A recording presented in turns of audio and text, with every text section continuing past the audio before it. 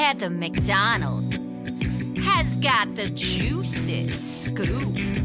When you're on the road, when you're on the go, Juicy Scoop is the show to know. She talks Hollywood tales, her real life Mr. Segment serial data and serial sister. You'll be addicted and addicted fast to the #1 tabloid real life podcast. Listen in, listen up. Woo woo. Heather McDonald, Juicy Scoop. Hello and welcome to Juicy Scoop. You guys are so lucky. We have our absolute favorite blue-eyed, sparkling smile dad, daddy, yeah. husband. Zaddy. Some people call me Zaddy. You're in the Zaddy category, which is an so- older daddy, even though you have a young child. I'll take that. Hot wife. Yeah, sure. Lovely family. Parents still living. Congrats. I just saw them last week. Good. I was there. I was with them. So we know you have the good genes. You're going to live till you're You very, said still very living. old. It's on it. It's close. Chris Franjola, I don't even Yeah. need to say your name. Everyone hears your little chuckle and they know Right. they're in for a great show, star of Cover to Cover podcast. Cover to Cover podcast. Come over, give it a listen. Now, listen, we had an incident that happened about a week and a half ago involving you. Yeah. And I had to share it with my people who we share many audience members that love us both. Yeah. When I started to talk about this story on Patreon and whatnot, I started to see the comments. I panicked. Okay. And I felt I had to say, stand down, Juicy Scoopers. Yeah. Stand down. Do not come after Chris Franjola. I appreciate that. Because Chris was on this show and very confidently told us and me that I would love a movie called Is This Thing On? Okay. Wait a minute. All right. I'm going to say my piece and then you're going to say your piece. Absolutely. So it's about stand-up. It's about a guy going through a divorce. He's like, it's very relatable. I think you'll like it. And I go, okay, fine. So then we're bored one night and we turn on the TV and I go, oh, this is that movie. Now it's free on streamers or whatever, Netflix or whatever it was, that Chris said to watch. So we start watching it and I'm like, the text immediately. I'm like, no, I waited till the end. I waited till the end of watching it. And I just said, this isn't good. And Drake was there. Drake witnessed your recommendation as many Juicy Scoopers did. And you sometimes get pissed at people. You're like, why? We will get into why it's bad. Sorry, Will Arnett. It's not like you've had me on Smart List that I could give a shit. It wasn't good. And so then I go, Drake, you have to understand. I know Chris. This is what I'm guessing. Okay. I am predicting that Chris was on the road for a long, maybe 3-4 night weekend. He was by himself and he was walking around with a big black coffee. Okay. Not a Starbucks. 7-Eleven. Yeah. And he was like, maybe I'll just go see a movie. And he goes to a movie alone at like 11 a.m. It's an 11 a.m. movie. Is so dead on. And he's like, this could be good. I want to just want to get a cup of coffee, see a movie by myself. And, watching a movie about stand-up while you're doing stand-up, maybe you're in a more emotional place, you're lonely, and it tricks you into thinking, I think everyone would enjoy this movie. Yeah. And you are wrong. Now explain yourself. Okay. I was very excited to come here and defend yourself or not? Defend myself because you're 100% right. That was exactly the scenario. I had been in a casino. I was performing in a casino, Roar Comedy Club out there on the East Coast. And I was in the casino for 3 days. Yeah. Movie theater in the casino. Everything was perfect. 11 a.m. first show. Walk down from my room. I cannot believe I was right about it. 11 a.m. Everything was exactly dead on. Coffee, you got it, nailed it. And then, of course, I was excited because there was a stand-up element to the movie. This is great. And then, of course, by yourself in a theater, you're watching. It hits you differently. It hits you like plain movies hit you differently. Exactly. Okay. Plain movies definitely hit you differently. I actually have read that something about the elevation. What's the word? Evolution. Yeah. Whatever. Elevation sometimes can affect your moods. Also, when you're on a plane, you kind of are emotional. You're like, when I land, or like, is my family going to be even alive? Right. Like you think of all these really bad things, at least I do. And then sometimes if you're in first class, you're maybe drinking a little and you're definitely like less critical of a movie. Yeah, absolutely. The problem I have is I have extreme, which I didn't even realize what this was until a couple of years, codependency. When I bring someone to either watch something and I think it's good. Okay. And it's not good. Yeah. And so I'm worried about, Drake not enjoying it, or even if it's just a half-hour show that I'm like, have you seen? And I just can tell the person's like, maybe not a comedian, or they're just kind of like, what is this? It bothers me. I have it too. Yeah. Whatever that is. And this is why I now go alone to everything. I know I have weird quirks about certain concerts and movies, and I do not subject anyone else to my quirk. I'm even nervous about telling, you or somebody, but I don't believe that I said it was, did I say it's a great movie? You didn't, I don't know if you said it was a great movie. You said, I think he said, you said I would like it, that I would enjoy it. Yeah. And it was a complete opposite. Yeah, it like infuriated me. And as you guys were texting me, I had forgotten about some of the details of it. And you guys were writing me more and more. And I'm like, oh yeah, I did forget about that. It was... I went off. I wrote him like 30 messages because I was just like, what was wrong with it? And I did talk about it on my Patreon, and people were like, I told my husband, let's watch it. Chris Franjola said it was good. And I was like, okay, now you guys just please don't go after him. Did you get any messages of some people did write me and they say, I think Heather was wrong. It was a good movie. Okay, good, good. I want to be wrong. More than that, than less. So there were some people who said I did enjoy it more than Heather did. So we got that, This is what I think. It's called Is This Thing On, if you guys want to go check it out yourself. And this is the reason why when stand-ups get deals to do shows about their lives, sitcoms, we always want to say, well, my life is that I go on the road and I'm a stand-up, and this is how this crazy bit happened. Right. Okay. What I have learned is when people like to watch cooking shows because they like to know, how did you make that beef stroganoff? Okay. Nobody cares about how a joke was made. Nobody cares except another comedian. Right. Nobody cares. Nobody cares that someone stole your bit. Nobody cares. Just make us laugh. Right. If you cry, someone stole my bit, they're like, you're a fucking rich comedian. You think I give a shit? I didn't think the bit was good. Yeah. Like that's but people that have never been stand-ups. Like Bradley Cooper seems people that are not stand-ups, but they love comedy. Yeah. It's like their dream to be a stand-up. So they gravitate towards wanting to write a movie about stand-up. But the circumstances of what happened in the movie are completely unrealistic, which is Will Arnett is a finance bro. Mm-hmm. He's a 50-year-old successful New York finance guy with a stay-at-home wife and 2 kids. She says, I think our marriage is over. And he's like, yeah, okay, no problem. He moves out to an apartment where she can still live a stay-at-home life. He buys her a beautiful car. He still is an active dad. What scenario is this, by the way? Yeah. Don't know. And still great friends. Yeah. Just, his first just time 2 people after 30 years together, like, you know what I was thinking? I think I'd like to get divorced. I'm totally good with that. Yeah. I don't feel fucked over. I don't feel cheated on. Like, let me just keep you in the beautiful house while I drive an hour to pick up the kids for lunch.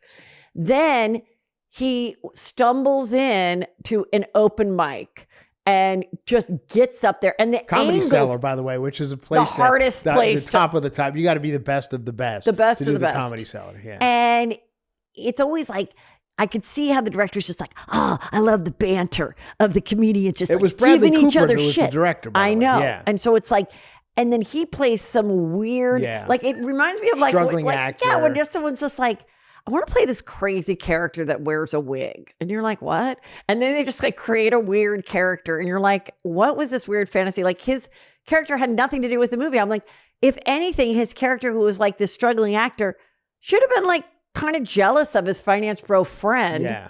And also that these people in all different walks of life, conservative finance bro guy, crazy actor, druggy guy, Bradley Cooper, and then eccentric gay couple. The fact that the 6 of these people for the last 30 years have gotten together 10 times a year to hang out, that no one's ever made other friends that might be more into what they're currently doing. Right. Again, hate that element of a movie. We go to the same lake every year. You don't. Yeah. You don't. I know. Yeah. Not I love it. I feel like it's a plot line for a lot of movies where a bunch of adults get a house together. Yes. I would ruin that movie in 2 minutes when people be like, and you stay in the upstairs room. I'm like, no, I stay in a hotel and don't deal with this bullshit. Like, I'm not going to ask somebody if I can have an apple or can I flush that toilet? You know what I mean? Like, I'm not doing I've done it, and it was that Peter and I didn't do enough housekeeping. It was my favorite story. We didn't cook enough. We didn't do that. These other people were up doing the breakfast, doing the omelets. The next time I went out with these people to a different place, I said, can we please work out my kitchen duty schedules? Because I cannot have you guys talk shit about me. I'd rather not even bother. And then they said, oh, well, this place, we can go to the country club or whatever and eat every day. And I was like, okay, fine. Yeah. But like, it is a really hard thing. But of course, this couple, like everything's fine. And then just the shots of him doing stand-up where it was fucking up his nostril. Like, why was the camera that close? Like, why did I have to count the pores on his nose? I think that, Bradley Cooper was trying to do artsy. Yeah, it was like, this is how intimate stand-up can be or something. I don't know, but. I mean, you tell me, Chris, you're still out in the streets. Well, that's the reality of the situation. But would 35-year-old up and coming millennial type stand-ups that are pretty good embrace a 50-year-old first time finance bro elitist in New York City trying to take stage time from them? Would they embrace that person? Well, and the other thing was, which this is every stand-up comedy movie, and there's quite a few of them, strangely, but every one of them, you watch the set, and it's supposed to be like a killer set, in the movie. And we all know the audience would have booed this guy off the stage. Nobody's sitting there letting a guy work it out. Yeah. About some weird story about him and his wife. Yeah. Like if you're not great for every second on stage, the audience will turn on you immediately. Especially not knowing you, they didn't come for you. And then also just like there's always those elements of a stand-up movie. It's sadly depressing. Yeah. Just like in like there's always a part like like a stripper movie where there's an old stripper who she's like, it's showtime.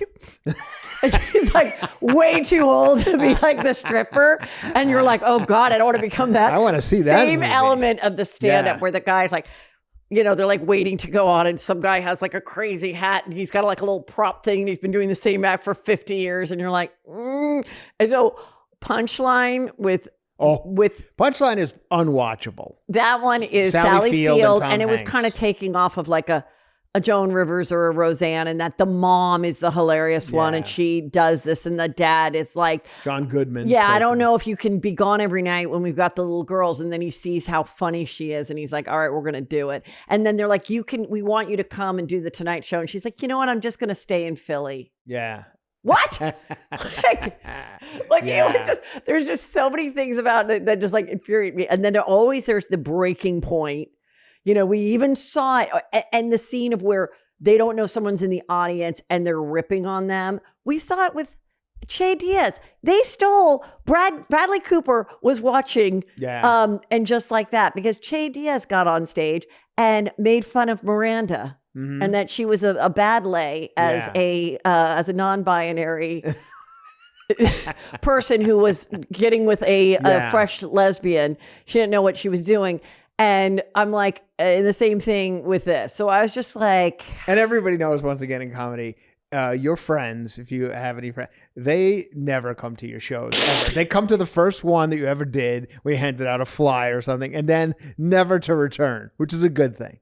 Right. Yeah. And so, and that's, but you got to do that. You got to bring the people, and then, and then hope that they like it. And but all of a sudden that she also just stumbled in, that she was like flirting with Peyton Manning. Yeah. They had to put him in it. And then he's like, we're having fun. Let's get a drink. No one ever goes, let's get a drink at an open mic comedy club that we don't know that the people are before in New York City, when there's all these other cool spots to go. Yeah. You're not going to that just like on a first date or whatever.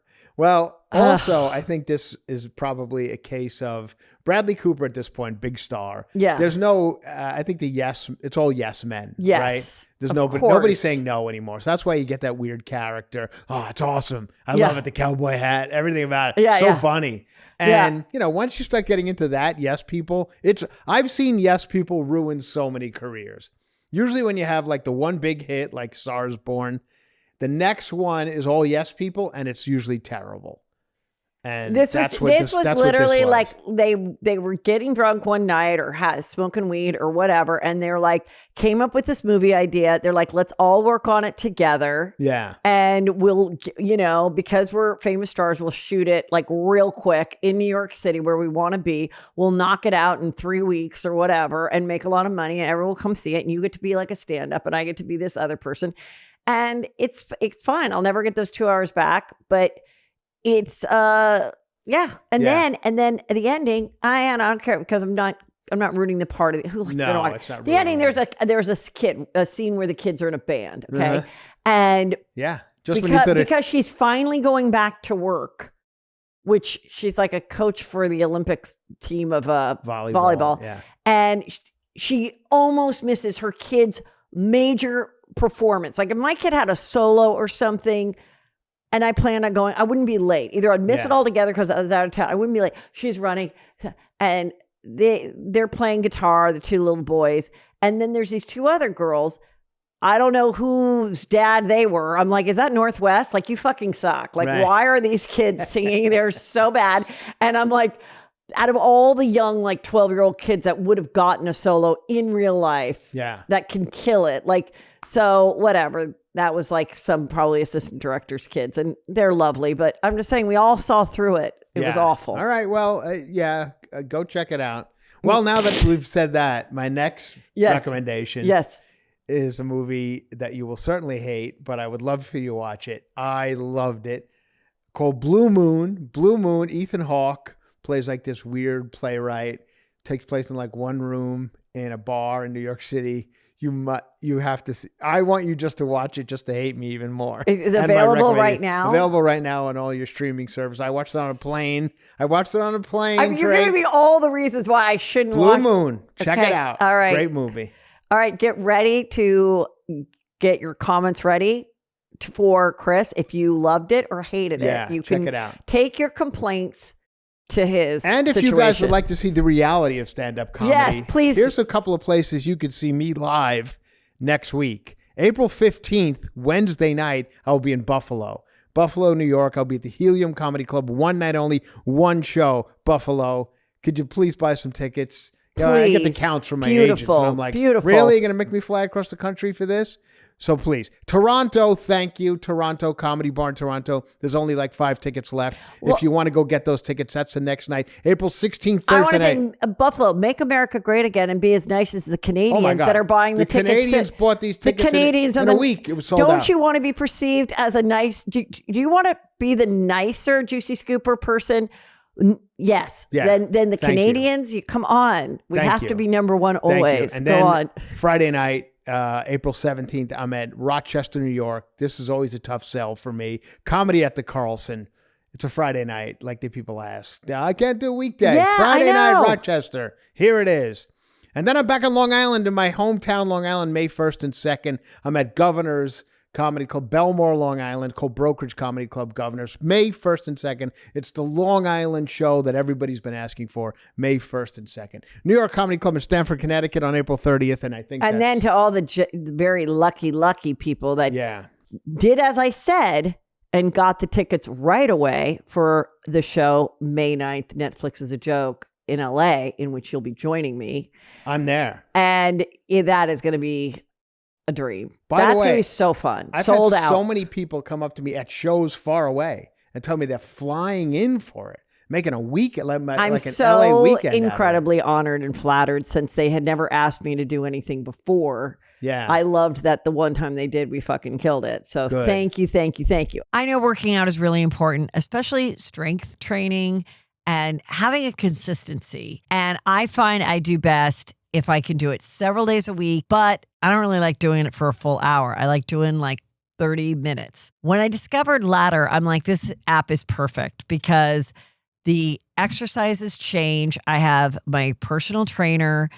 I can kind of say what I'm up for, what I'm more into today. And that's what I love. And I'm noticing great results. It works for any strength training style. So there's Pilates, there's bodybuilding, there's at-home dumbbell only, hybrid strength, glute focused programs, kettlebells, pre and postnatal, which I know is really important for many of us.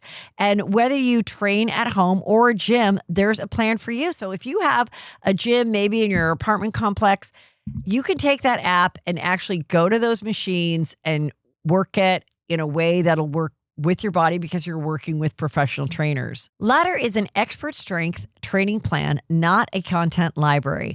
There aren't influencer workouts or challenges. It's a real progressive programming designed by certified coaches. Remove the guesswork with Ladder and get a real coach in your ear telling you exactly what you do for every workout. No thinking, everything planned for you. If you have an iPhone, head to ladder.fit/juicyscoop and take a quick quiz to find out your perfect Ladder plan. Use my link and get a free 7-day trial with no credit card and $10 off your first month if you join. Spring is officially here, which means I suddenly have the overwhelming urge to open all the windows, deep clean my house, and completely reinvent my wardrobe. That's where Daily Look comes in. This episode of Juicy Scoop is sponsored by Daily Look, the #1 highest rated premium personal styling service for women.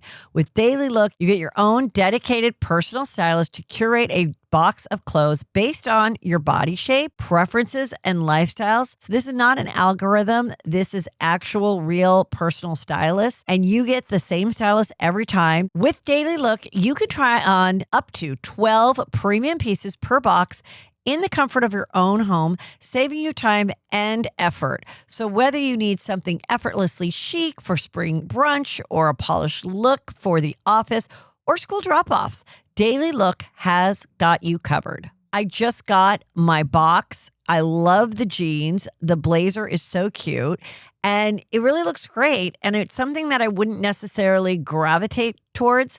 That's what I love. It's like I answered these questions and they showed me photos and they're like, which of this do you like? And then they really figured what would look well for me, what I said I was looking for, what type of clothes. A little elevated but casual look is really what I wear most. So it was so exciting, and to have it come right to my door, it made life so easy. It's time to get your own personal stylist with Daily Look. Head to dailylook.com to take your style quiz and use code JUICYSCOOP for 50% off your first order.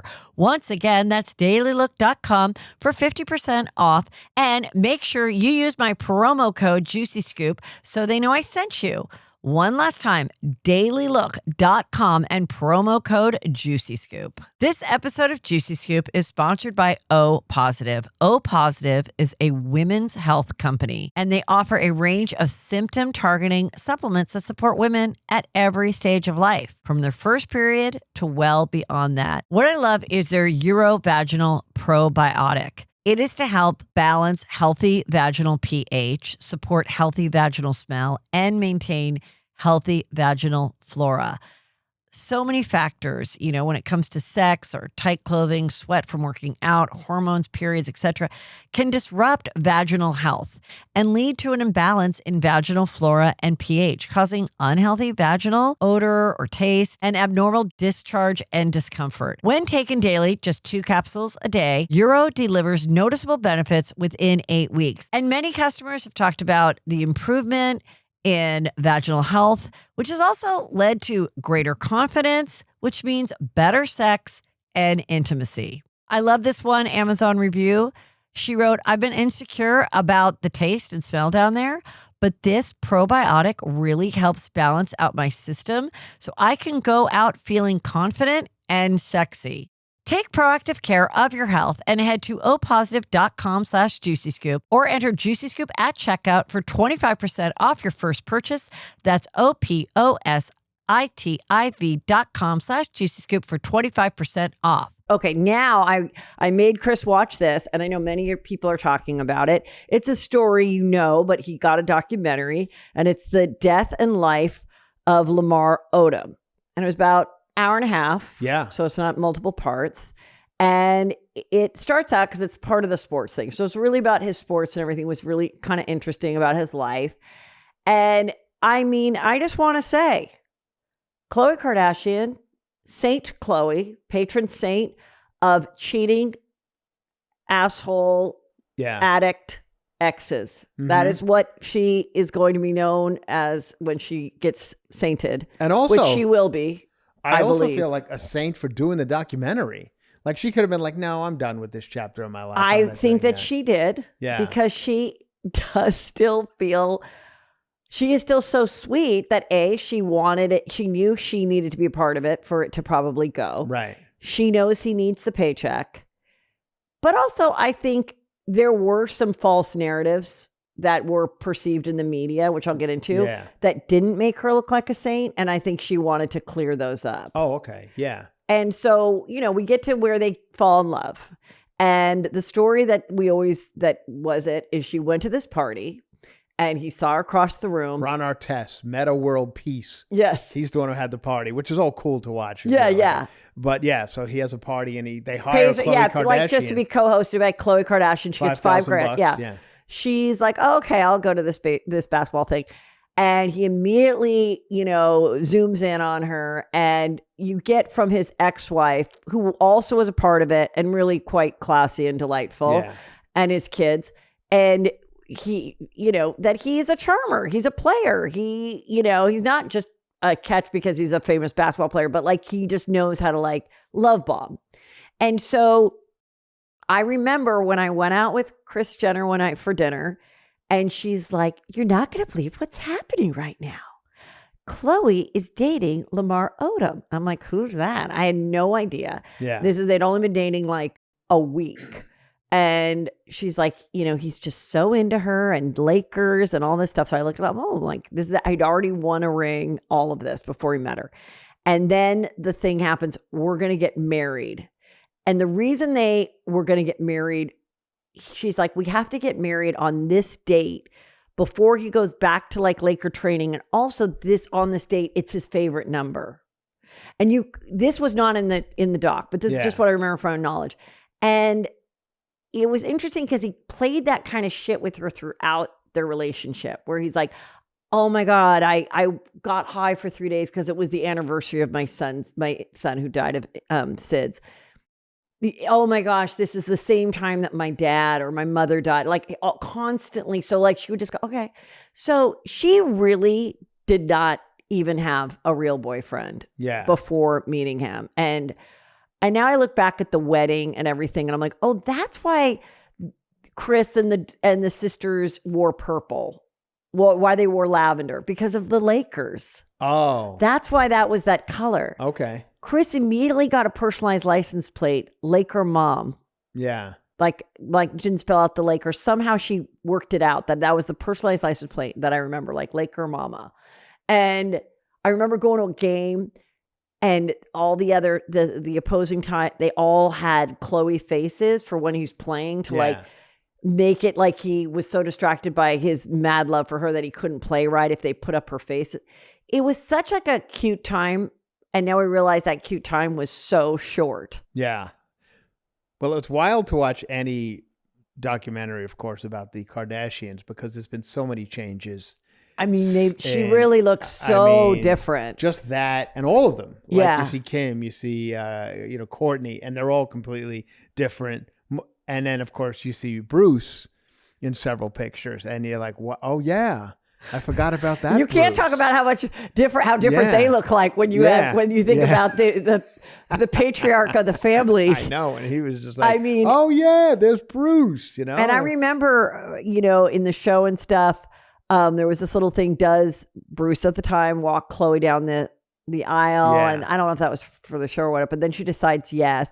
And I remember he was like, he wants to live in a more he doesn't want to spend so much on a house. And he's like, I like this guy. I like this guy that he's smart about money. And I'm like, and he was snowing them all. Yeah. He then reveals in this doc that he saw Khloe and was like, loved the fame that the Lakers brought and was like, ooh, I want that. Yeah. I want to elevate my life. Well, I like the way they live. Several times throughout I wanted to be A-list. Even I at the be very A-list. end, he says, am I A-list now? I got a documentary. But also it's like the gift that Chris and all the girls have in like being like homemakers. I mean, yes, they're rich, but she was always like that even when they weren't rich. Right. And I remember when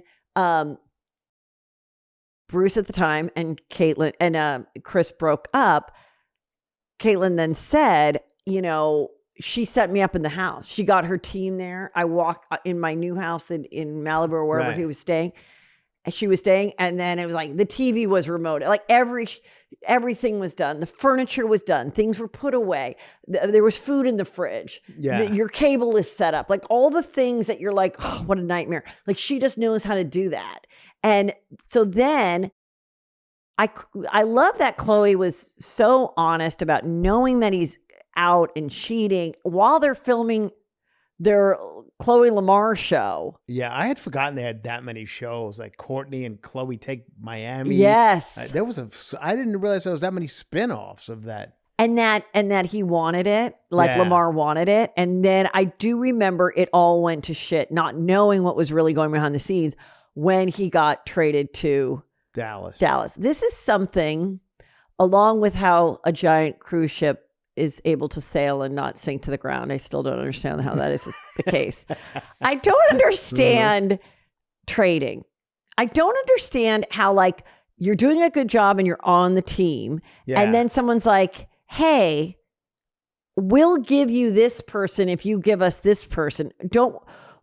I just don't understand it. I just don't get it. Can you explain it to like a non-sports person how that works? Well, I mean, there's a million reasons that go into why so much traded. Depending on the sport, it's different. But in the case of Lamar Odom, I think there was the fact that he was trouble I think they probably knew that he was doing drugs or something. So they wanted to get rid of him. Yeah. And then you're like, hey, instead of just firing you, we put you on like, a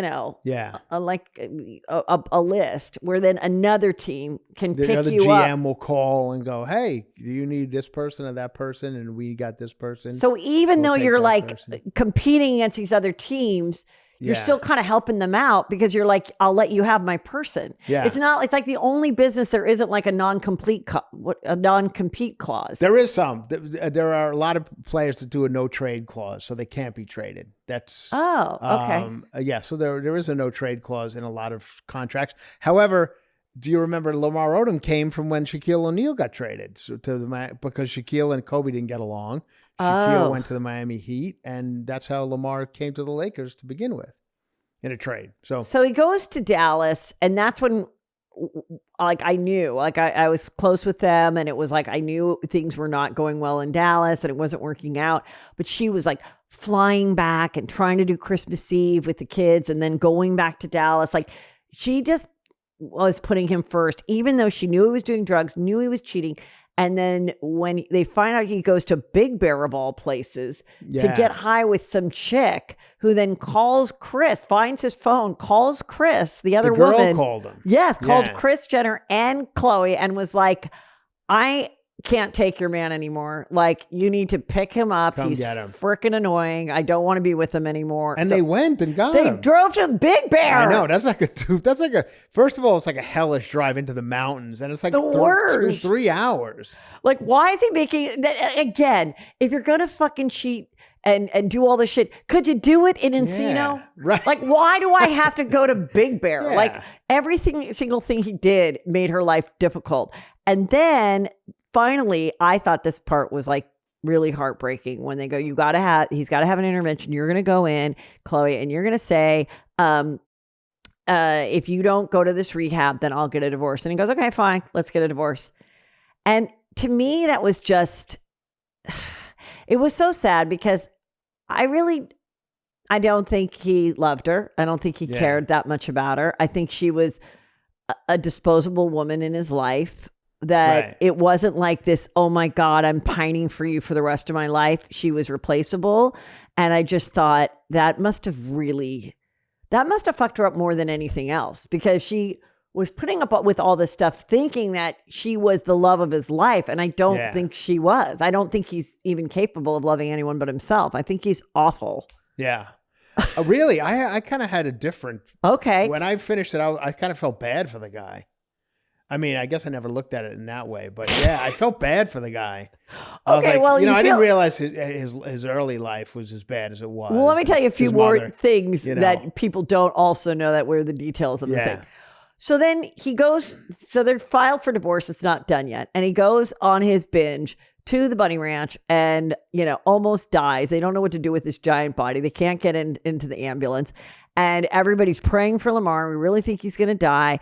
And I remember being involved in that and being like, oh my God, this is so horrible. But I mean, she was divorcing him. This is crazy that they're all so loving and forgiving and caring about his life. And then there were stories that it was oh, Khloe's not letting these other people see him. And so I think that's part of the reason why she did the doc, is because she made it very clear.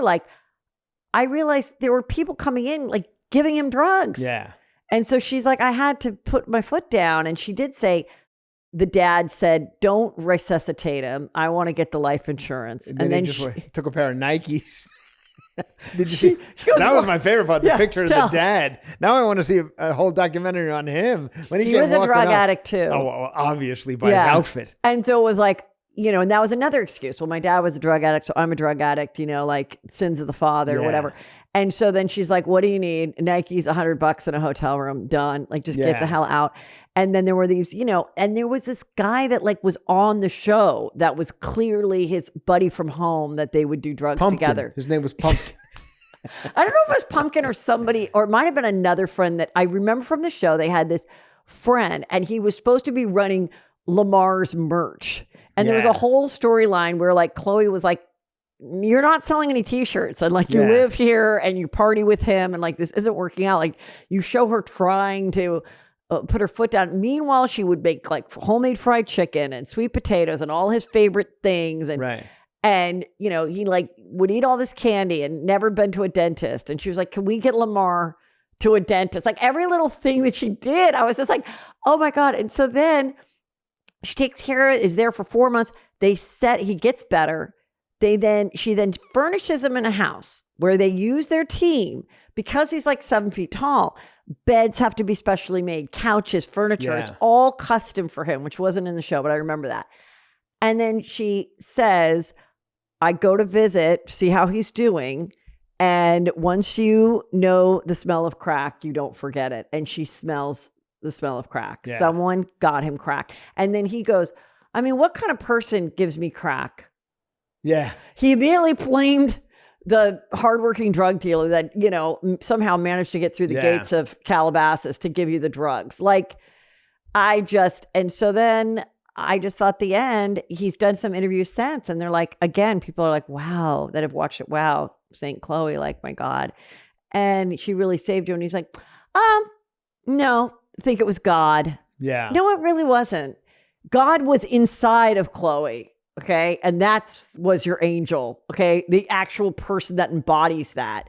It just pissed me off. I feel sorry for, the subtitle guy when Lamar Odom talked, because I had to turn on this. I forgot how hard he was to understand. Remember people used to joke about that on Kardashian? Yeah. We would say, how are we going to see a whole show when he needs subtitles? He mumbles. Yeah. And then this time I was like, I don't even know if the subtitle people can make out some of those words that he was trying to say. Something weird happened with my Peacock when I watched the Bravo, and I don't know how to fix it, but it's I have this weird narrator girl on. So I'll be watching Real Housewives of Beverly Hills, and instead of it's subtitles plus someone reading the subtitles. Oh, really? And I think that's for blind people. It's so weird. It'll be Kyle Richards' eyes widen. And they'll show Kyle's eyes widening. And then it's then you hear Kyle talk. Oh my God. And then it'll be that's crazy. And then you know how they show scenes of Beverly Hills shopping, whatever. They'll be people shop in Beverly Hills. A small dog pees. A pool is shown. An airplane going over sight. You're right. Maybe I'm just watching for blind people. You must have a blind people button that. Every time I turn it on, I'm like, oh God, now I have to I have to call Drake and say, how do I turn that? And I just listen to this weird voice because I'm like, I didn't even know my TV had such a thing. Did you catch the very end of the Lamar part where he's like, are we done? And then he goes, let's go to Vegas and party. I want to get married, he said. I want to get married and party. Yeah. So I'm like, this is the guy who runs rehabs. Well, I don't think he's sober. Sorry, that's my opinion. I think he lives near me because I see him quite a bit. And I'm here to tell you, first of all, his car doesn't look like he's straightened his life out. He is in some real piece of shit like Pathfinder or something, an old one. And we saw him in the morning at this coffee place I go to, and I had my daughter with me, and I told my daughter, like, let's play with the Lakers. My daughter's then some guy comes in, he goes, "Oh, Lamar." He did not want to talk to anybody. He was just like, "Yeah, bro," and got in the car and took off. So I've seen him a bunch. So I'm signing like contracts on the hood of a car in a 7-Eleven parking lot. Listen, is he? I don't think he's on the straight and narrow. Whatever. And I also just think like for Khloe, like there was this other time on Keeping Up recently, or now it's just called The Kardashians, where she and her best friend Malika go and meet. And that was, I guess this doc came after that, where she kind of has this moment. And again, I think she was throwing him a bone. And I remember she one time, she uses that like expression because I remember she was dating that French Montana. And I go, "Are you into him?" She goes, "No." But Kim was like, "Oh, Khloe, throw him a bone." Like, just throw him a bone. So I think she threw him a bone so that he could get $10K for the shoot or whatever it was. And she could also like kind of rip him a new asshole because she was like brought up this whole thing. Like I furnished you in a house. I visited you every day. And then some people tried to act like I was trying to keep your, ex and your teenage kids from you, which was never the case. And, but yeah, he didn't want any of them at the wedding, his family. Right. He said, "My family didn't come to the wedding," or no, the family said we weren't invited. Yeah. There's no way that was not the Kardashians doing that. That was him. And they planned the wedding in 9 days at Irving Azoff's house. Right. And by the way, here we are. Here's Peter at the wedding. Oh, yeah, I saw that. You guys in the background. Here's Phil Jackson right there. Here's my hair. That's me. Yeah, that's pretty good. And I also just wanted to bring this. This was also from the wedding with the purple. Oh, is that like a zoom in on this? This is the notepad of Khloe and Lamar. That was September like a 27th, 2009. Oh my God. Put that on eBay. Especially after this documentary came out. I think I still have the Unbreakable perfume somewhere too. That was their unisex perfume. Too. What does that smell like? Crack. That was the smell. That was the smell. In testing, in going around and testing, they're always like, when you ever have someone do like a scent thing, they're like, what are you attracted to? Or even when you get a massage, so like, do you want the lavender or the vanilla? And so like, and then that somehow is the smell that he was attracted to. And then they realized after they made the perfume, they're like, weirdly smells like burnt crack. I also had a couple of weird reactions. As an old dad with a 6-year-old daughter, there were several times throughout this documentary where I heard, and then he just stayed in the bathroom for 3 days and didn't come out. Or he went to the back house of a whorehouse and stayed there. Both times I was like, God, that sounds amazing. I would love to stay in the bathroom for 3 days with the door shut and nobody bothering me. I think that too, when someone's like, I couldn't get out of bed for 3 days. I know. I was like, oh my God. There's only been a few times that I've had like something like slightly medical or whatever where I would get like a painkiller and I was like, oh my God, I can't believe I'm this tired. Yeah. I love feeling this tired. I love sleeping. I love taking a nap because in my normal life, I never nap. Me neither. I am never feeling overly tired ever. Right. And so the few times that I felt overly tired, I'm like, this is heaven. This is like I get why people get addicted to this. Anytime. Even like trapped in the woods. 4 days I was trapped in the woods. I'm like, I'll take it. Oh my God. Okay. What do we think? So Kanye came out and sold 2 nights at SoFi Stadium, made $33 million. People so excited to hear ding, ding, yeah, ding, ding, ding, ding. Cool ding, song. Good song. Ding, right at you. I agree. I get wet. I get tingles. Mm-hmm. I get it. He's walking on this thing that looks like a sphere, but obviously it's not really turning around because he's not in fucking, Cirque du Soleil acrobat. Right. So it's an illusion. It's an illusion that he's on a normal stage, but it looks like he's spinning. North comes out and she performs, I'm your Miss Bestie, Westie, whatever, good. And everyone loved it. And then the UK was like, you know what? Like maybe the fact that he was selling, the Nazi signed T-shirts and things and all the horrible anti-Semitic things he said, we actually don't want him to come to the UK, and therefore the entire Wireless Festival has been canceled that he was going to perform in. Yeah. How would you feel if you were one of the other people on that bill? Right. That would suck. I know. But I think it's great. I think it's great that they just said, no, we're not doing it. Like, we're not going to do it.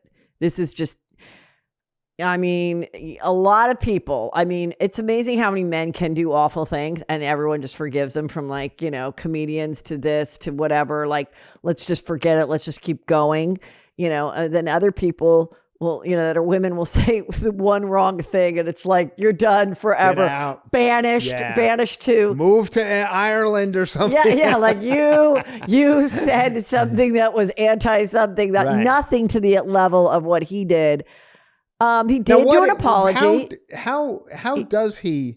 Is he now saying about the Hitler stuff? Is he saying I was on medication? He just says I regret it, and it was like an ad that he put in a paper, and it was just like a little thing that was like, I was in a 4-month manic episode.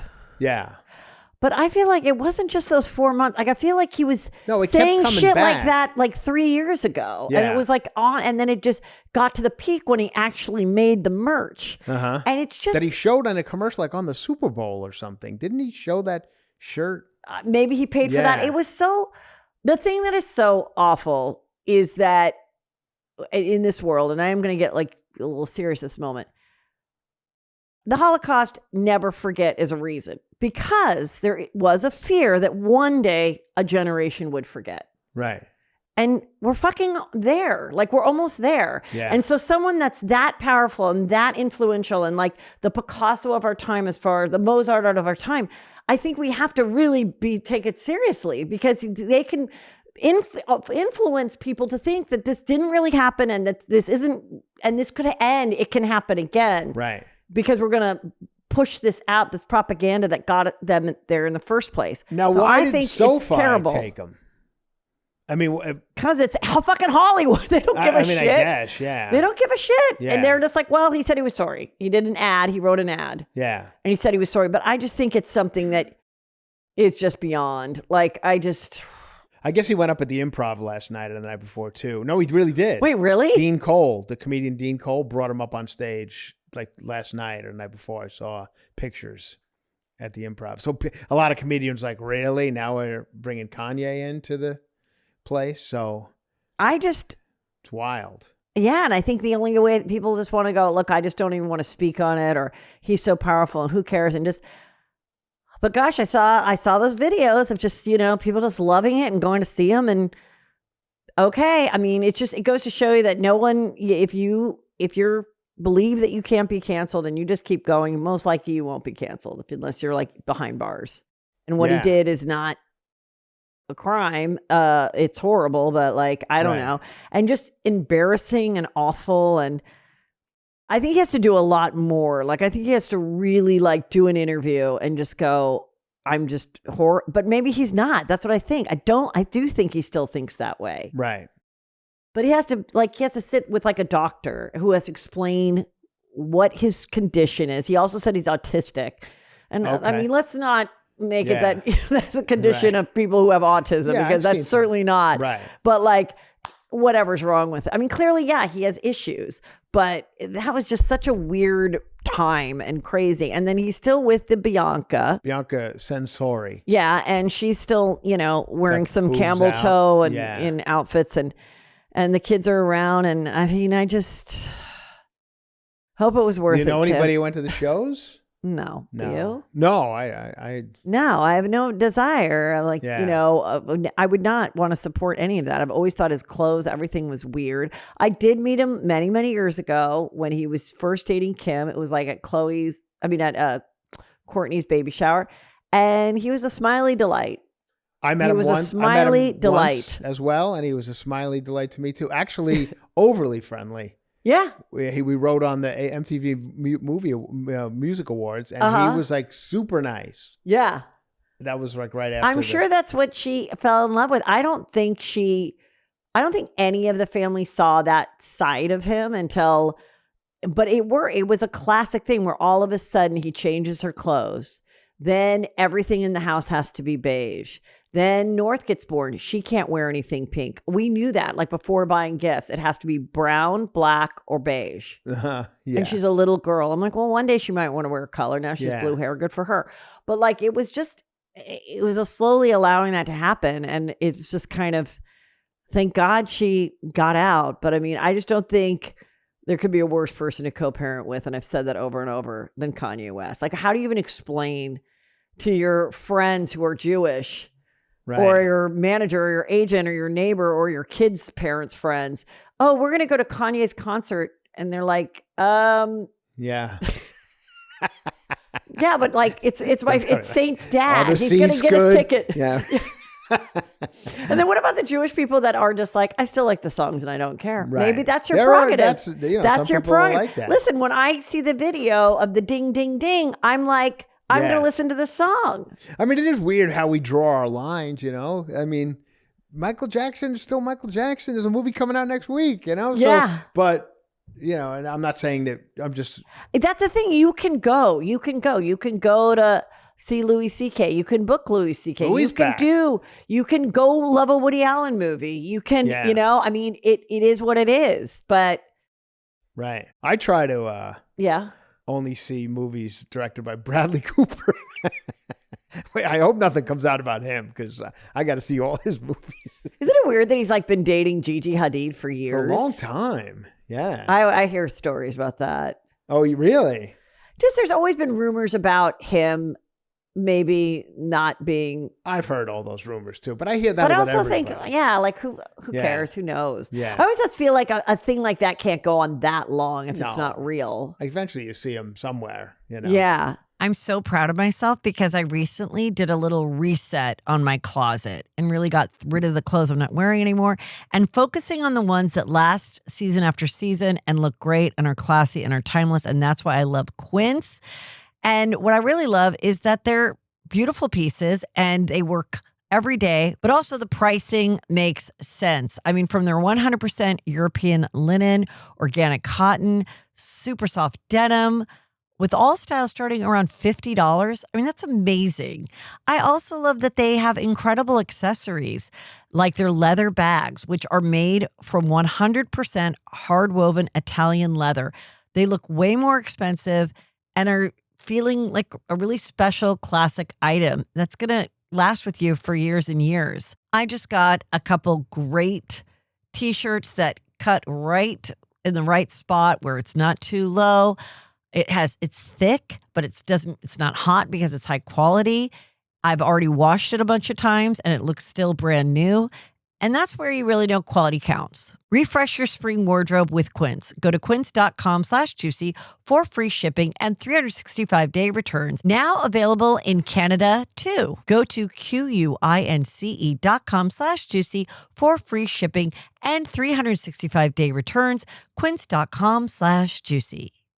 As our kids get older in the teenage years, they have ways that they're paying with their own money or the money that you gave them. The point is you want them to have respect for money and to understand it. That's what I love about Cash App. Cash App is designed to meet teens age 13 to 17 where they are with intuitive educational tools available through sponsorship by an eligible parent or guardian. Teens gain access to a personalized Cash App card that comes in different colors and patterns to fit their style and the ability to instantly access money from family and friends. Cash App makes managing money feel easier and honestly just cooler than other options out there. The platform also has tools that can help teens develop real-world financial habits in a space that's safe and easy to navigate, all with your oversight and approval if your teen is getting their first job.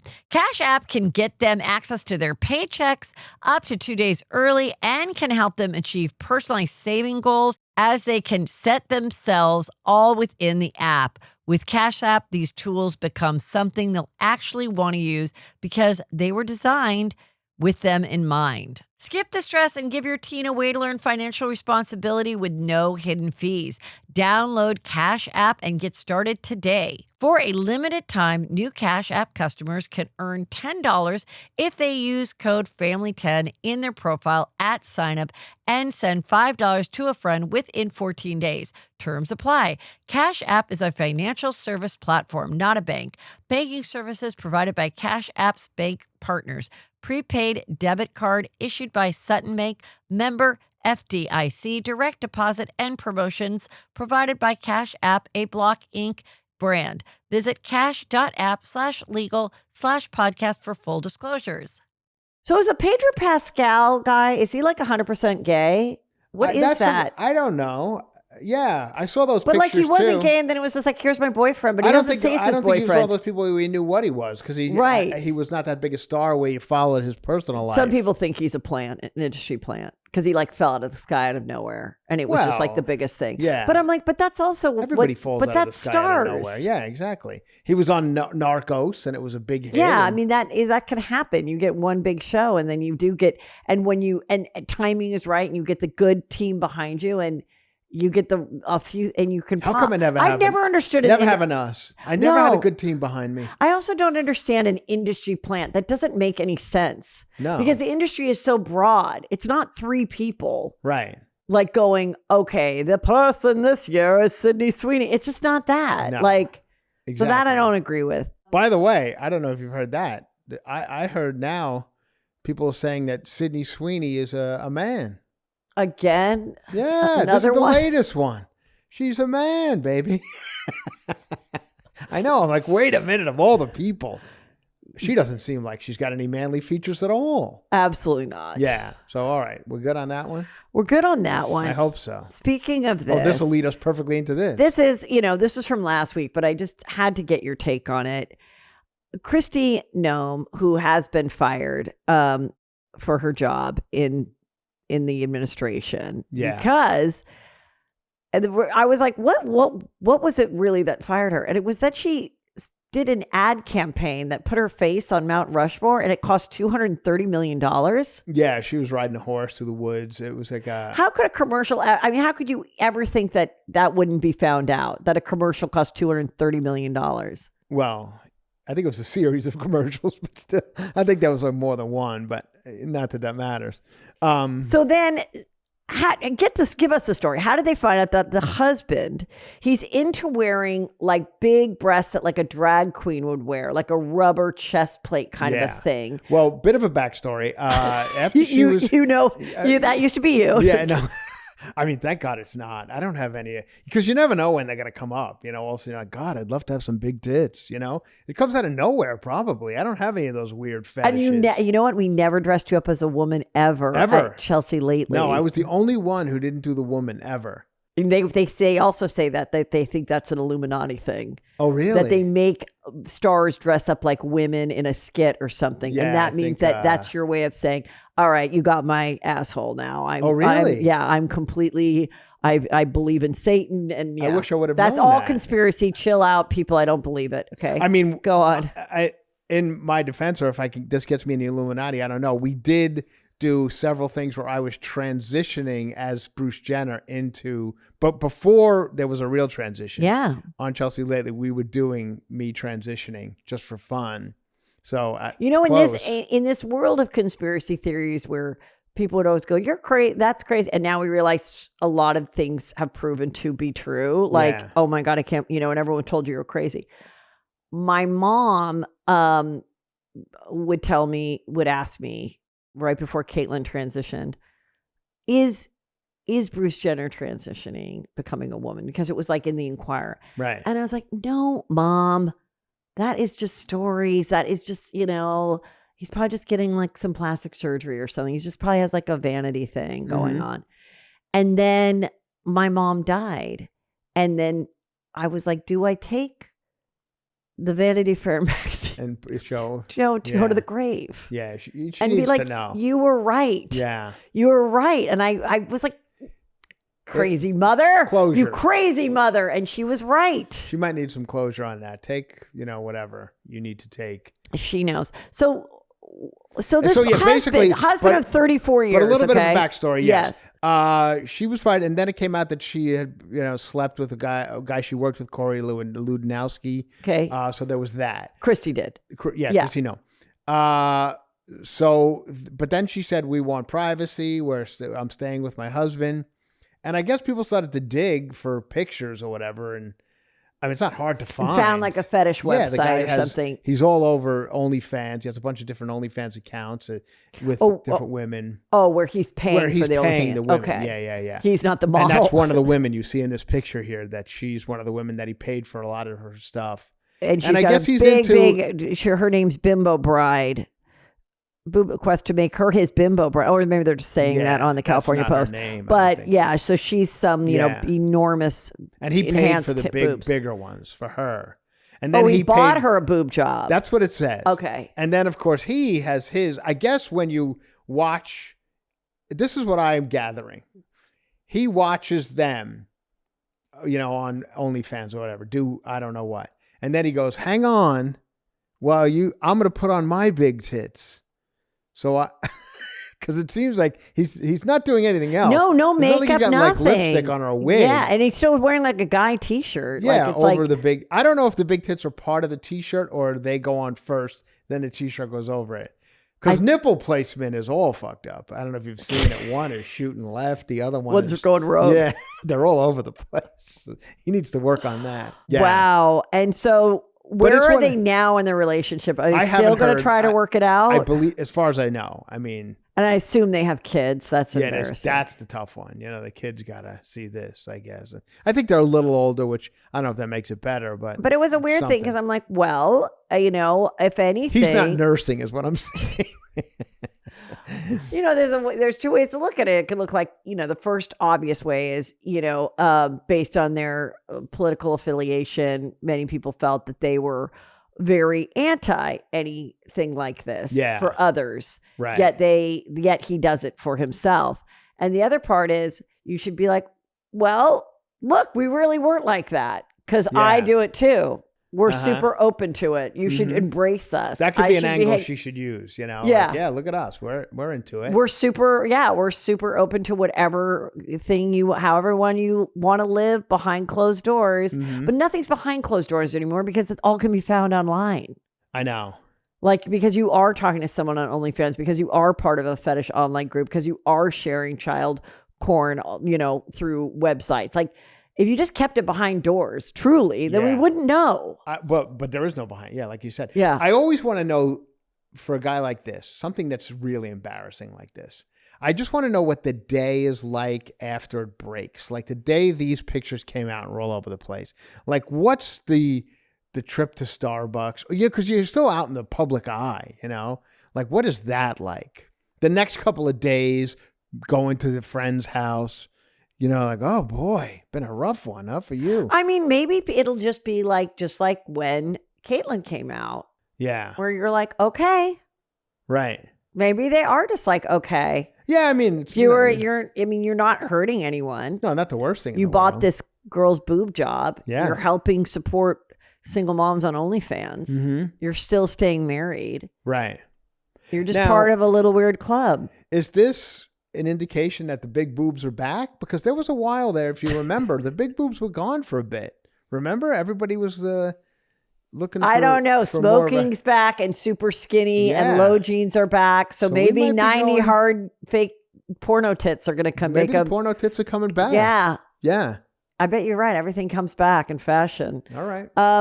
This guy, his name is Dante, and he said, I need a Hulu or Netflix to gather all of the mental health experts and do a doc on COVID and how some people, how I've always said, I think it would be I'm surprised there hasn't been one out yet. Yeah. So I'm going to tell them how they should do it. Okay.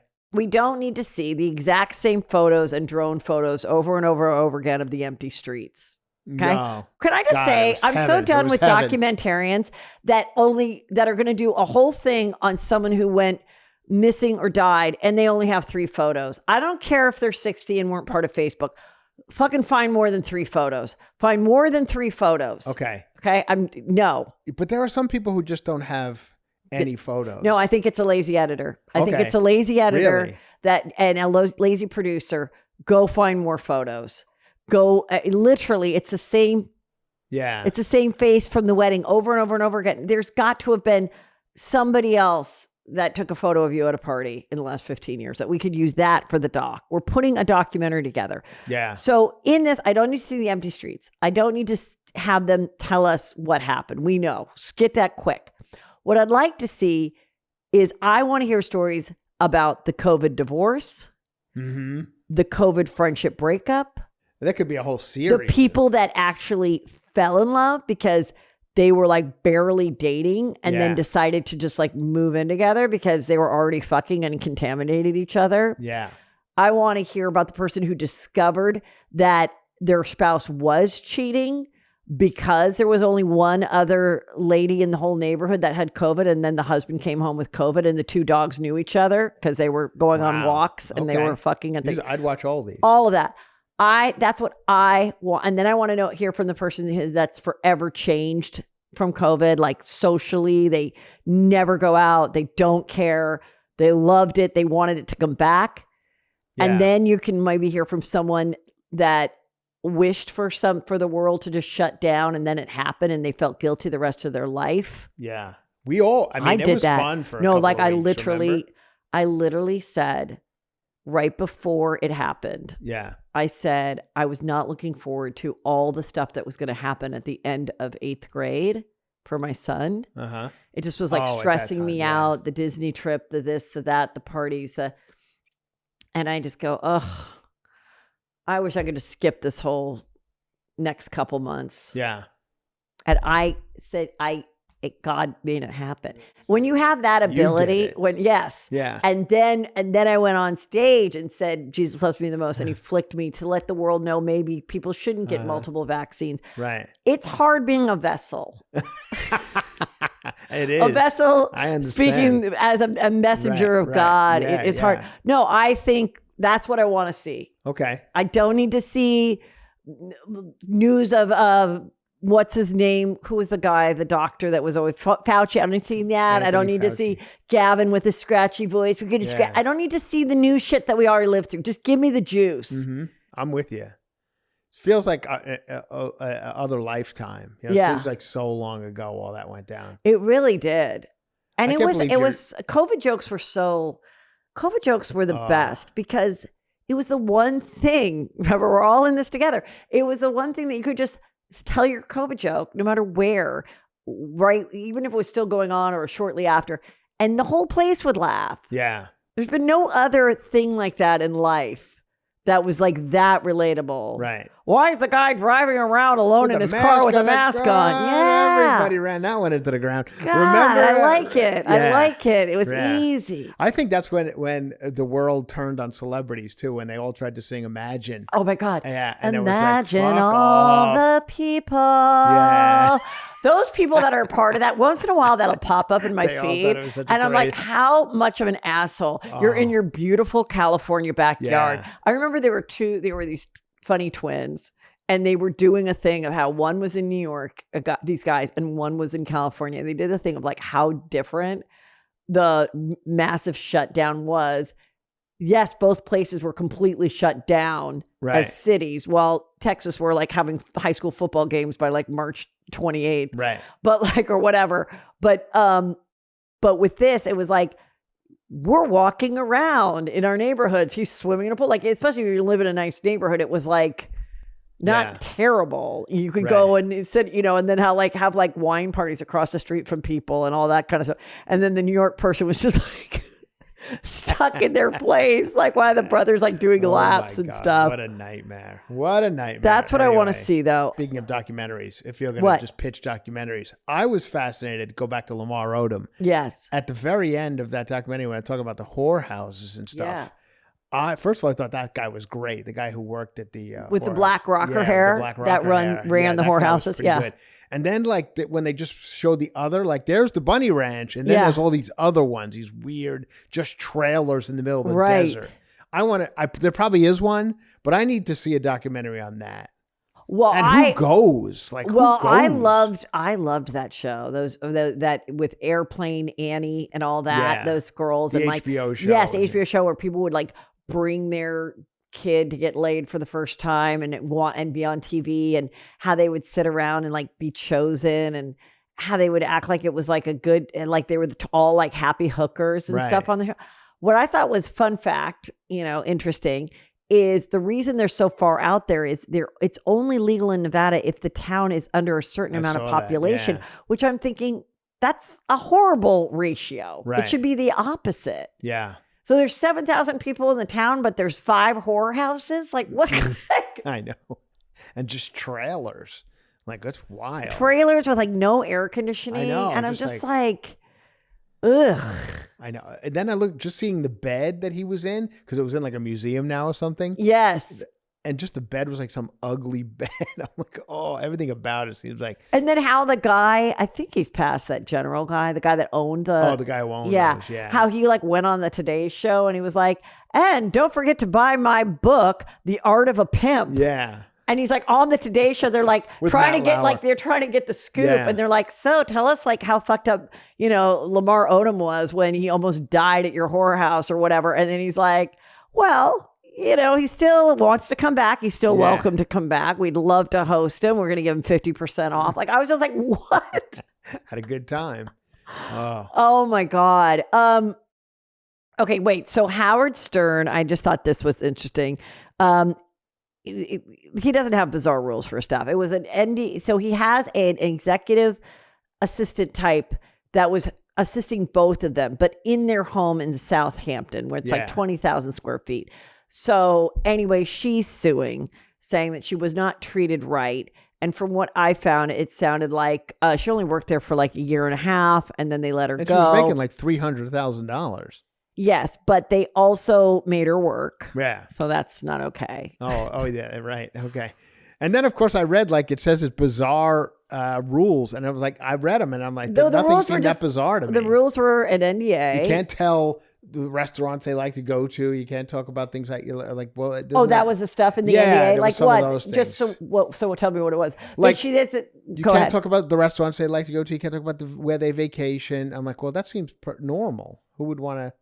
You can't say that if you're, I don't know. I mean, you see an article like this and you're like, this is why they're probably going to get, rich people are probably going to get the robots. Yeah. Because it's like, even though that's scary as shit. But I'm like, I mean, after a certain point, you're like, I mean, if she looked at me funny. My boss looked at me funny. Oh, they said I had to, come in on a Tuesday. And I was like, I'll come in when I want. Like, what's wrong with you, horrible people? Like, it's just like so ridiculous. And then it was that she had all these cats, and it made it sound like in the thing that there was like 20,000 cats running around the house. And it was like, no, they did have a fostering cat rescue. Yeah. But that was part of her. She managed the house. So it was like, oh, she's suing because she had to manage the payroll. She had to manage the caterers coming. Well, that was your job. Yeah.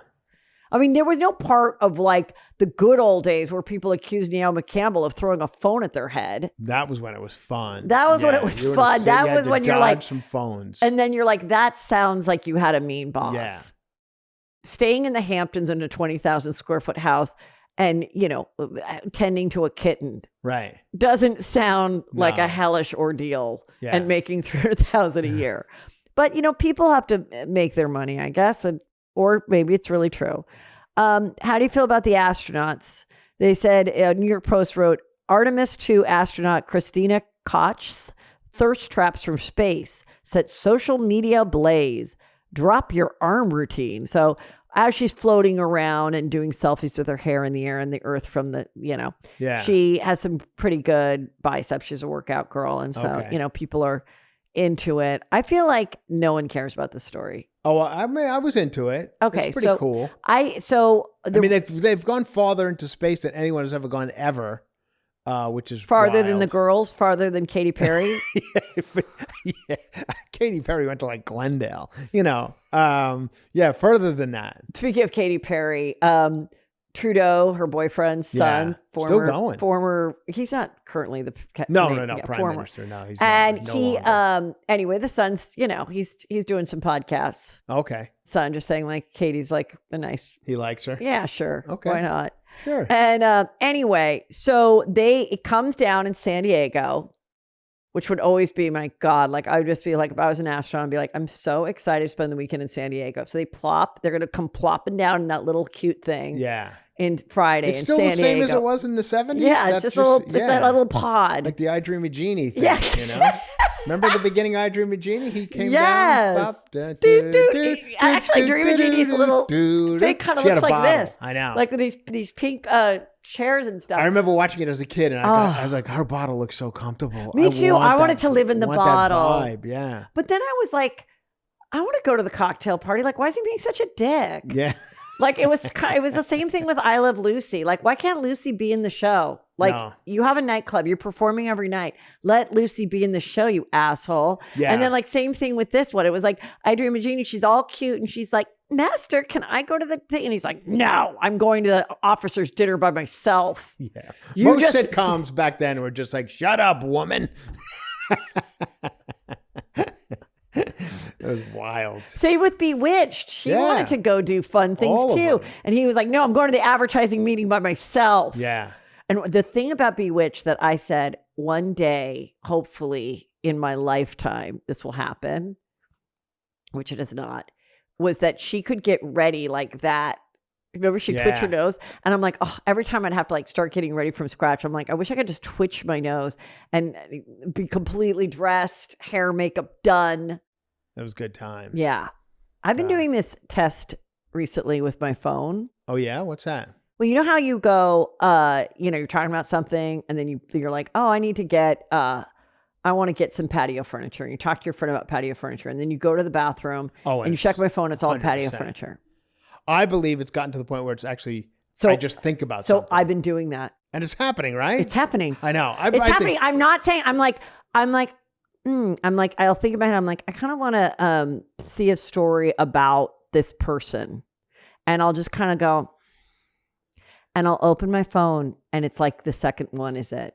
And it's not the biggest story. It's not the biggest thing. Yeah. And I won't say it. So I feel like the next thing is I'm going to be able to twitch my nose. We're getting there. And turn into Sabrina the Teenage Witch. And Peter's going to be able to take his gyrocopter into space. Yeah. And hopefully not return.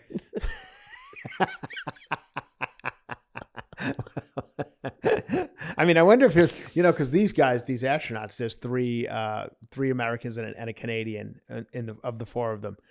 And they all had to say goodbye to their families and stuff. I wonder if there's like one wife who'd be like, oh, Jesus, can this guy just stay? Yeah, because remember the other people were gone for so long. Yeah, the two of them were. Yeah, and I'm always like, are they like still, are they friends? Are they talking? It was just like, yeah. Or you're just like, no, we're good. Eventually you got to move on with your life. Like in Castaway, when Helen Hunt, she leaves, she thinks Hanks is dead. He comes back, she's married to Mr. Big. Chris Noth, remember? Right. Craziness. God. I always wonder about that too. But again, I've said it over and I never, ever want to go to space. When Sandra Bullock's character was like floating around by herself. Okay. And then she eventually did get to drop into the pod or whatever. Yeah. And I just, her legs looked so good. But I was just like, I just think how happy, I get happy when I can see LAX. Yeah. And I'm just like, we're so close. I can't imagine like being in space and then just being like, how far off are we? San Diego. Well, San Diego is a beautiful place and I hope they have a fun, cute weekend there. I hope so too. Yeah. Yeah. They went to, but then I'm not kidding. There are literally like, you could see it all over the internet. People like, they're in Burbank. It's fake. They're in front of a green screen. I know now people are like, shut up. And, I know. There's just like nothing's real anymore. And maybe it's true. I don't know. But I thought it was pretty cool. I think this is real. Yeah. The picture didn't look unique to me though. Well, when they're like, oh, it's the backside of the moon. I'm like, okay. Yeah. I don't know. Mm-hmm. Well, everyone wants to see like an alien or something like, that's what everyone wanted. It's like, oh, this is boring. You want to see bleep, blop, bleep, blop, bleep, blop, bleep. Yeah. There was some other guy that just was doing a podcast talking about, they're the aliens. We've talked to them or whatever. Yeah. I always think that the one really crazy story on the TikTok internet is when they thought like aliens took over that mall in Miami. Right. Oh. Look it up. It is weird. A mall in Miami? Like they took it over? It's so bizarre. So you're saying the only people going to malls now are aliens? At least somebody's going. Where's the Jamba Juice? Yeah, it was like, I don't know though. It could all be fake, but it was like all these, and these people have talked about it. And the same thing is, remember the people that said there were these giant like figures, but they can like see through them. Oh. They're like 8 or 9 feet tall, but they're not like solid beings. It's more like and they said they saw like in the backyard of the house in Las Vegas. Yeah. Well, those were, Yeah. But then what they say too is then something that's on your phone. And I've heard this from people not regarding alien stuff, where they film something that's very highly sensitive to something the government doesn't want us to know. Yeah. And then they don't delete it, but it gets deleted like a video. Really? Like without their... Like about certain people that, were assassinated that some people think are not, maybe not assassinated that way. People that had filmed it, it's no longer like on their phone. Oh man. So I go, let me see that. Yeah. So let me go see that video that's been dismissed. I mean, that's how crazy the world we live in is. It's a movie. We're living in a movie 100%. So just enjoy it. It was a few weeks ago. I think Barack Obama was on a podcast and he goes, oh yeah, there's definitely aliens out there. And he's not on Joe Rogan. He's not on even Michelle Obama's. He didn't even save it for his wife's podcast. He said it on like Timmy Tom's or something. Timmy Tom's in the sports front. He's just like, what? I know. And it just kind of went away. I'm like, people don't, I feel like that's the biggest story of all time. People are like, yeah, we got a guy who's got big tits over here. Yeah. Nobody cares. They're like, yeah, people may or may not be eating babies and there may or may not be aliens here. So quick. Because I feel like quick. That's why I'm like, if you're in some shit, like, I said this on the other day where Blake Lively with everything that happened with her, I'm like, if she would have just ignored some of the shit she was reading online a year and a half ago, like she thought the whole world was, it's like, give it 6 days. Nobody cares. I think it's literally down to 6 days and it's like over with. Like Taylor Frankie Paul, that whole story, she's in court today. They have mutual restraining orders against each other. She's able to see the little boy, supervised visits for 8 hours a week. It's going to work out. They should stay the fuck away from each other. They did it virtually. Everyone's like, who cares about that story anymore? I mean, honestly, and you and I, we live in this world where we look at this stuff. People who don't, like they're not in like a world of pop culture, they really don't care. Yeah. Like I'll bring these stories up to like my friends who in casual conversation, like, who's Frankie Taylor Paul? I'm like, oh, let me tell you. Like, why would I know that? I'm like, I don't know. It's just the shit I know. I'm not proud of it. It's just out there, And okay, the last one is this water polo star. This was a story we talked about. Yeah, Harvard Westlake. It's a school down the street here. My wife went there, and a lot of people. Very expensive, co-ed, private, non-religious school. It's been around a long time. Yeah, it's a very exclusive private school here in Los Angeles. $52,000 and basically a year. And basically, this young man is suing the school, and I believe the guy that he was his bully, his assaulter, everything. It was water polo. Yeah. And I, as someone who had a son play water polo, I mean, it is skimpy outfits. It is very, very skimpy. And it's like you're there and you're like, I don't even know if I feel okay sitting here. Yeah. Like watching all these young bodies. Like it is. Right. It's weird. It's like, I mean, they should be able to do it, but it's like, so this kid is black, and and they would say racial things to him, but then they also digitally penetrated him. So I guess with their fingers they would go up while he was taking a shower. I don't know what they were doing. Yeah. And this one guy in particular had written text kind of admitting to it, being like, "Oh, I'm sorry."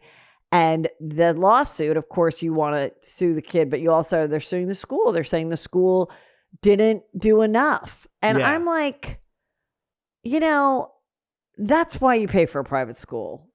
Well, is so that your kid does not get harassed and bullied. Like, are you fucking kidding me? That's what people are saying now. Like, can you imagine paying $52,000 a year to still have this stuff happen?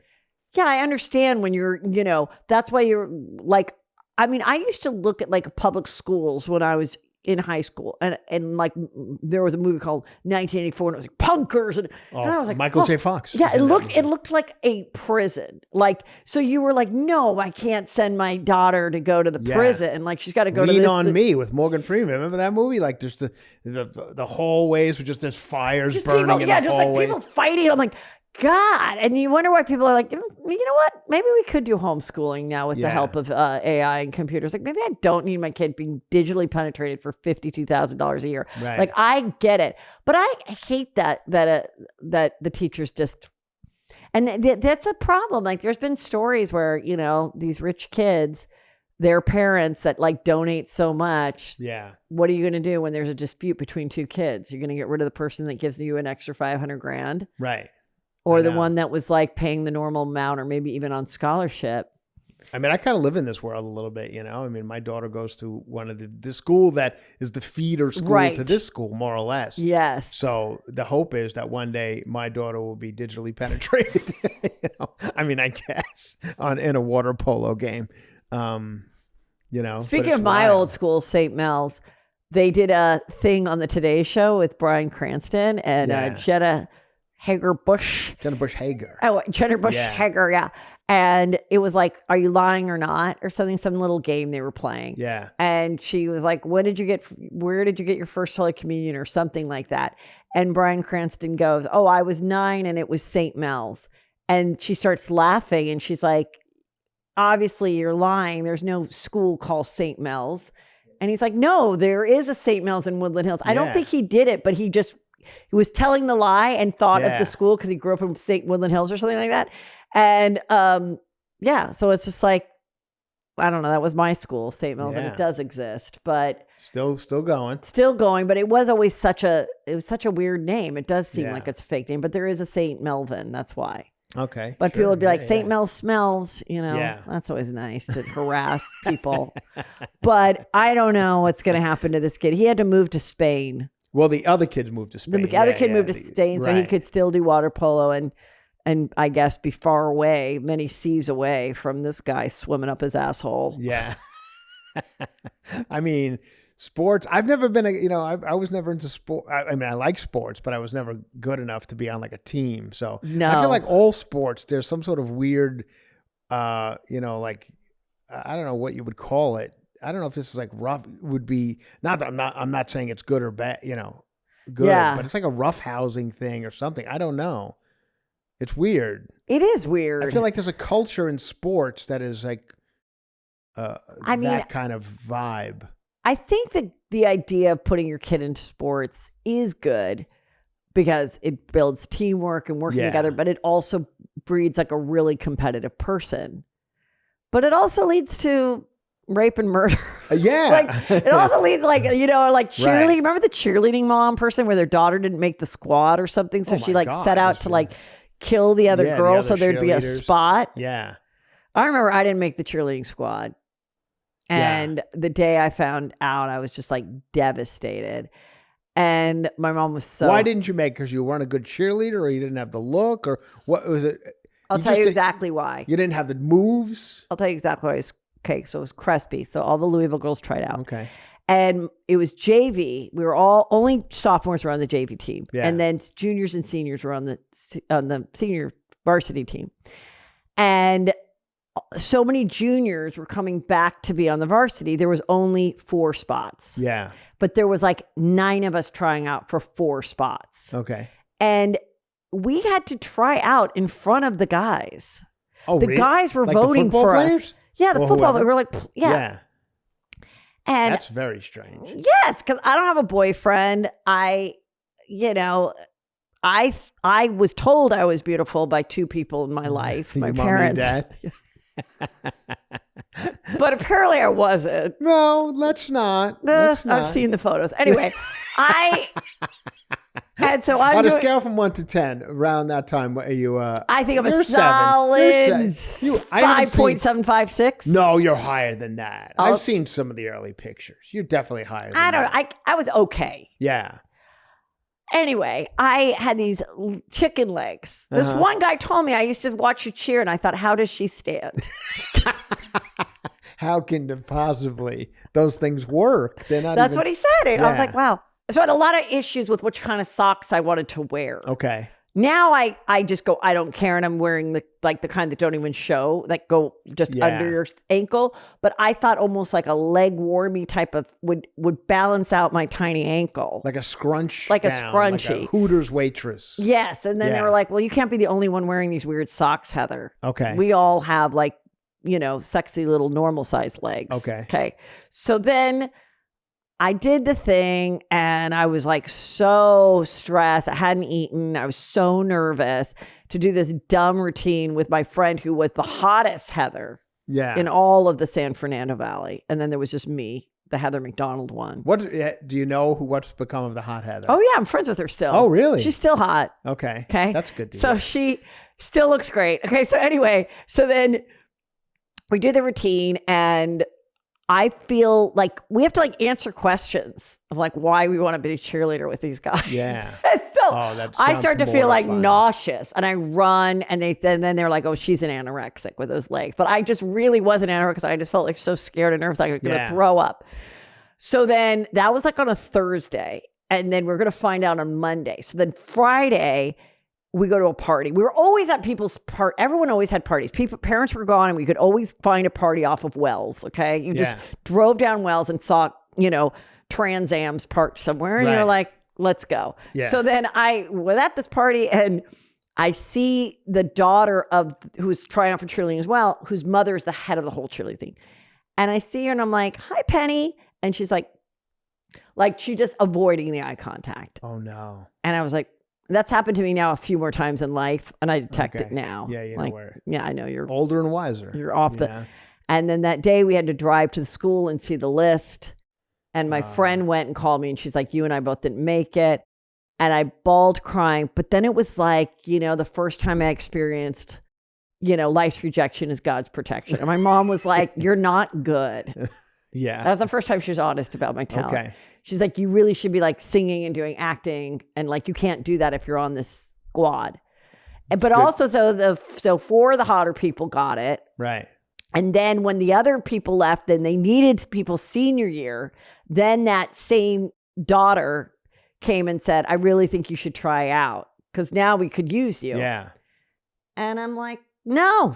Too late. No. You lost out on these legs. I'm going to act and sing and do a Night Mother. I'm going to do Music Man. Yeah, right. Pick a little, tuck a little, pick a little, pick a little, tuck a little, pick a... No, not doing it. Good for you. Go. Yeah.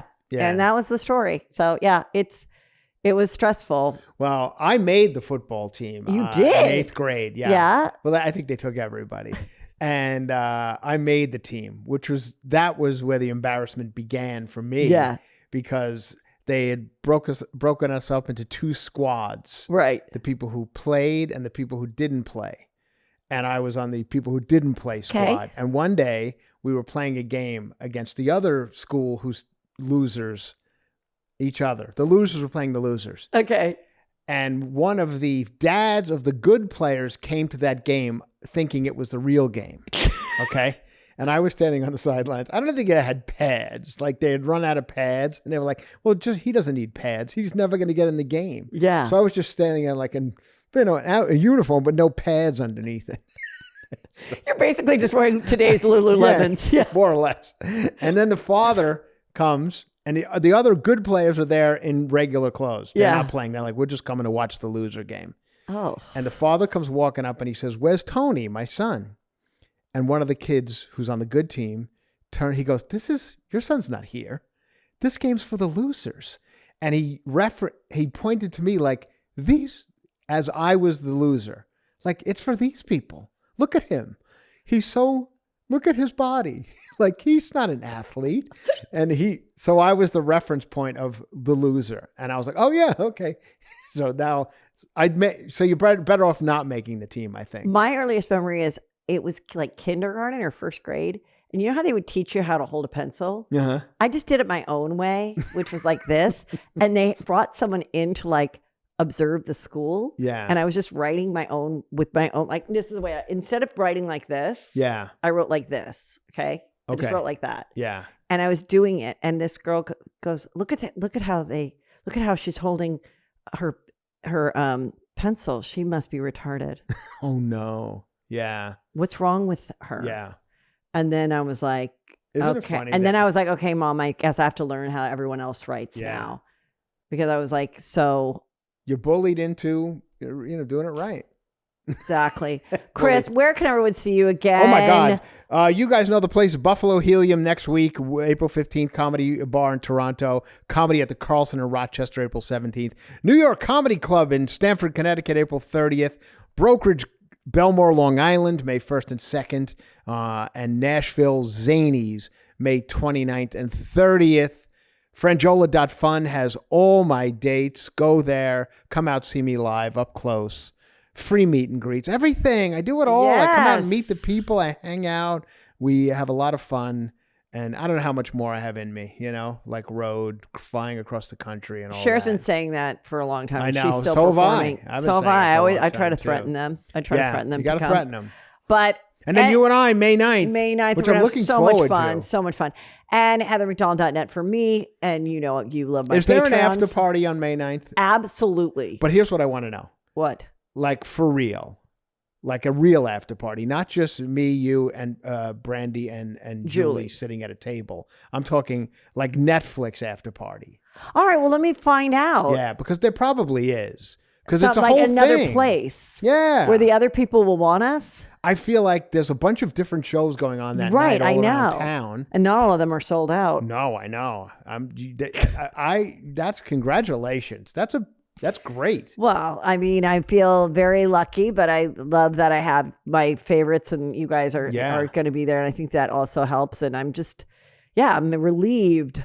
Yeah. I'm relieved because I just didn't know what that would look like when, all these other hot youngins. The reason I bring up after parties because I don't think I've been to that part where Avalon is, the Hollywood. Okay, I'll make sure. Hollywood proper. I don't think I've been there in 20 years. Okay, well, I will try to get us invited to a real party. If not, we're going to have our own party. But I want it to be like a Hollywood party. Like we show up, there's paparazzis popping. Oh, I can make that happen. Okay, please do. Okay. Yeah. Thanks. Oh, the last time. I can call them. I went to your 10-year and there was a paparazzi thing out front. Oh, yeah. We had all that. Yeah, I know. And I got stuck behind the dance moms. She shows up in her wheelchair. Took her 45 minutes to get down the sidewalk. And I'm stuck behind her.